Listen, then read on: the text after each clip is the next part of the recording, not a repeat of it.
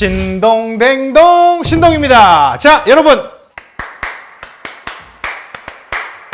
빠밤. 올해는 한국이 1차 출시국에 포함이 됐습니다.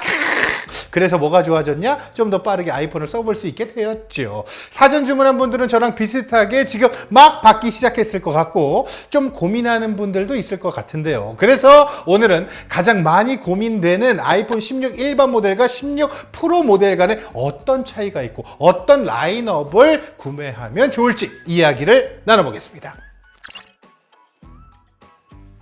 일단 먼저 좋은 소식으로 시작하자면요. 올해는 그 어느 때보다 아이폰 모델 결정하는데 고민이 많이 줄어든다는 겁니다. 뭐냐고요? 이전에는 아이폰 일반 모델과 프로 모델 간의 고민을 마친 후에도 다시 한번 디스플레이 사이즈뿐만 아니라 뭐 카메라나 성능까지도 서로 다시 한번 비교를 해야 됐거든요. 이제는 일반 모델과 프로 모델 사이에서 결정을 하고 나면요. 나머지는 디스플레이 사이즈에 대한 선호만으로 결정하면 될 것으로 정해졌습니다. 아주 심플하죠?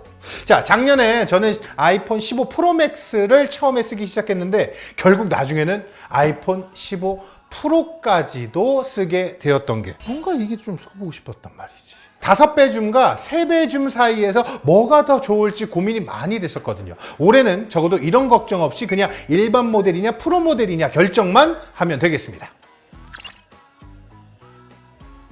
먼저 디스플레이 이야기를 해보면요. 일반 모델이 너무 좋아졌습니다. 프로 모델과 동일하게 슈퍼 레티나 XDR 디스플레이가 적용이 되었고요. 당연히 동일한 OLED 패널을 사용했고요. 픽셀 해상도까지 460ppi로 동일합니다. P3 색역 지원이고요. 전체 최대 밝기 1000니트, 야외에서는 피크 최대 밝기 2000니트도 동일합니다. 1니트 최소 밝기까지도 동일합니다. 즉 화면이 활성화되어 있을 때 일반 모델과 프로 모델 사이에서 우리가 눈으로 보는 거의 모든 경험이 동일하다고 생각하면 됩니다. 그럼 왜 제가 거의라고 했냐? 최대 주사율과 상시 표시 지원에서 차이가 조금 납니다. 특히 최대 주사율이 고민이 많이 될 것 같은데요. 프로 모델은요 최대 120Hz 프로모션이 들어간 반면 일반 모델은 아쉬워 60Hz 주사율을 지원합니다. 솔직히 말해서 애플에서 두 개의 라인업을 구분해서 운영하고 있기 때문에 뭐 당연히 일반 모델이 프로 모델과 같을 수는 없다는데 동의하는 편이긴 한데 뭐 이것저것 다 넣으면 결국 프로가 되는 거니까. 아무튼 문제는 이 60Hz 주사율이 개개인별로 느끼는 정도에서 큰 차이가 있다는 것입니다. 솔직히 제 주변의 대다수는 이 차이가 정확하게 어떤 의미인지 모르는 사람이 더 많고 또 알려줘도 이게 그렇게 중요하지 않다고 느끼는 사람이 더 많더라고요. 반면에 저같이 기술적인 스펙을 중요하게 여기는 사람들은 잘 알죠. 더군다나 여러 모바일 디바이스를 함께 사용하면 이 주사율은 비교해서 봤을 때 더 크게 체감되는 부분이기도 하고요. 그래서 이 주사율이 체감이 되는 분들이라면 다른 스펙이 아무리 잘 나왔어도 일반 모델을 사용하기 힘들 수 있다고 봅니다. 하지만 이 60Hz 주사율에 민감하지 않고 또 이전에 프로 모델을 사용하지 않았던 분들이라면 올해 아이폰 16 일반 모델의 디스플레이는 주사율 빼고는 프로 모델과 거의 동일한 화면을 보여주기 때문에 교체하기 아주 좋은 옵션이기도 하죠.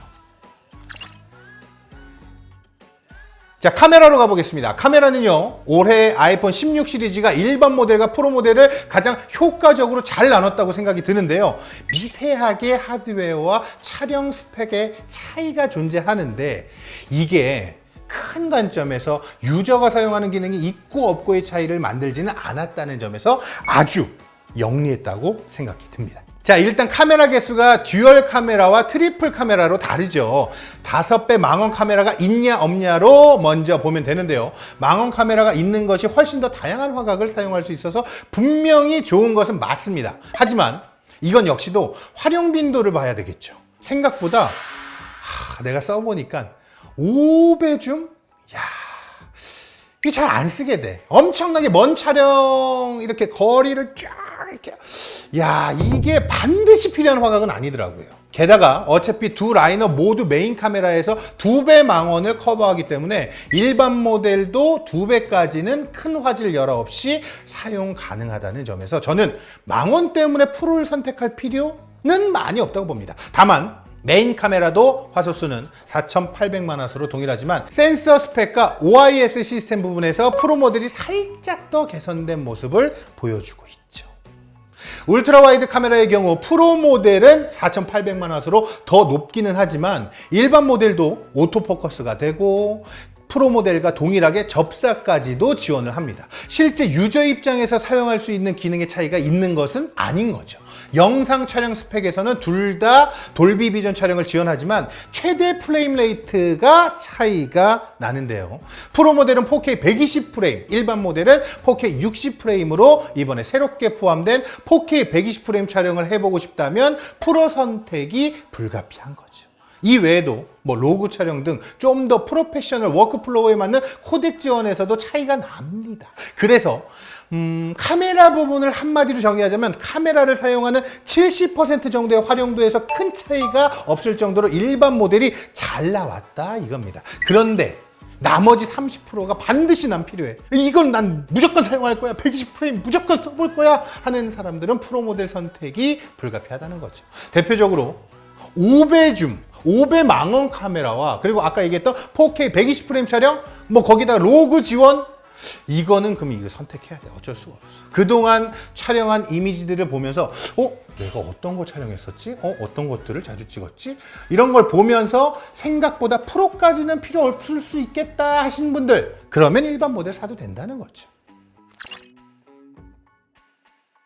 그리고 무엇보다 새롭게 적용된 카메라 컨트롤이 프로와 일반 모델 동일하게 적용되다 보니까 올해는요, 더 일반 모델을 선택하는 사람이 많지 않을까 싶기도 한데, 이게 실제로 사용해보면 살짝 눌렀을 때 주는 햅틱 피드백도 좋고요. 스와이프에서 원하는 값을 변경하는 것도 직관적이면서도 가장 빠른 방법이기 때문에 불과 몇 분 만에 적응해서 잘 사용하게 되더라고요. 자, 이 기능은요, 일반 모델과 프로 모델이 완전히 동일합니다. 원래 제가 알던 애플은 사실 이런 거 프로에 먼저 넣어보고 내년에 일반 모델 적용해주고 이런 게 국룰이었는데 이상해. 무슨 생각이야 너네?